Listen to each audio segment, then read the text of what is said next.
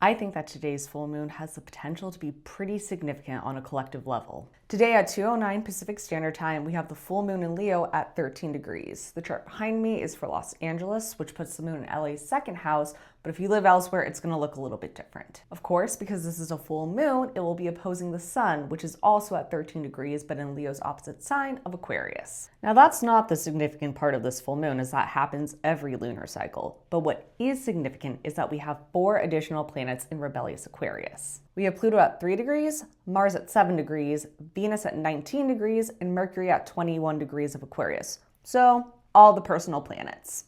Cool. But actually, it is really cool, especially for the tumultuous times that we're living in. You see, full moons are culmination points, and Aquarius is the sign of the collective.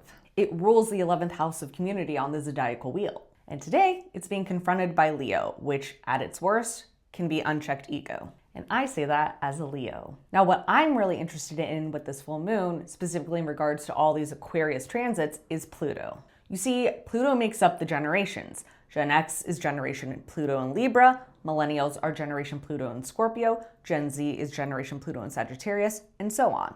What's significant is that boomers, for the most part, are generation Pluto in Leo, meaning that Pluto's current transit in Aquarius is opposing their natal Pluto.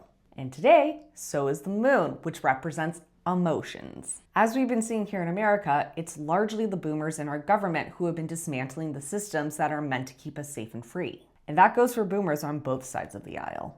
Pluto as a planet represents death and rebirth. So boomers' natal Pluto being in Leo, now opposed by Pluto in Aquarius, as well as all the other planets currently in Aquarius, spells out ego death.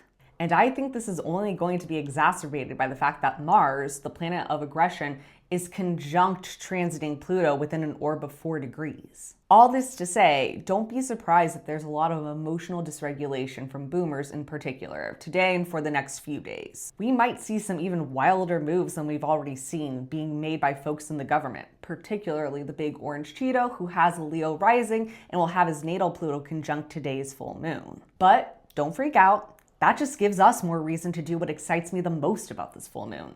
A chance to come up with creative ways to organize and support our communities. Leo and Aquarius are considered the most creative signs of the zodiac. They're on the literal creative axis and are creatively opposites of one another. Aquarius's forte is seeing what creatively fulfills their community. As the most matured air sign, they're the ones who are going to get out there and organize protests, run food drives, and get the word out about how to keep ourselves and our neighbors safe in new revolutionary ways. Whereas Leo loves to have a fun time.